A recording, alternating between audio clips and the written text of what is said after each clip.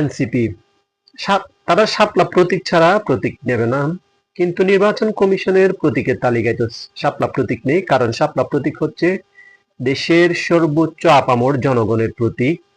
এই প্রতীক ব্যবহার করা হয় দেশের অফিস আদালতে এবং বিভিন্ন টাকা পয়সার মধ্যে। তো এই সরকারি প্রতীক জনগণের সম্পদ, তোমরা এককভাবে ব্যক্তিগতভাবে কিভাবে নিবে, এটা কখনো সম্ভব না।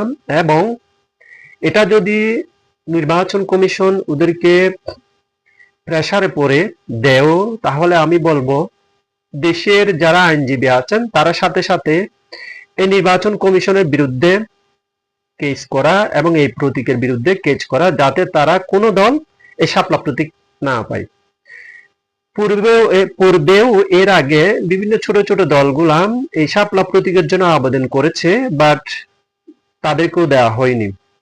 এখন এই এনসিপি জোর করতেছে এবং বিভিন্ন ধরনের ইস্যু তুলতেছে কমিশনের বিরুদ্ধে, যাতে কমিশন প্রেসারে পড়ে শাপলা প্রতীক দিয়ে দেয়। কিন্তু কমিশনও ছাড় দেওয়ার পাত্র না। তারা খুব শীঘ্রই টাইম বেঁধে দিয়েছে, এত তারিখের ভিতর থেকে আগামী মনে হয় 19-20 তারিখ পর্যন্ত টাইম আছে। এর ভিতরে তাদেরকে প্রতীক নিতে হবে।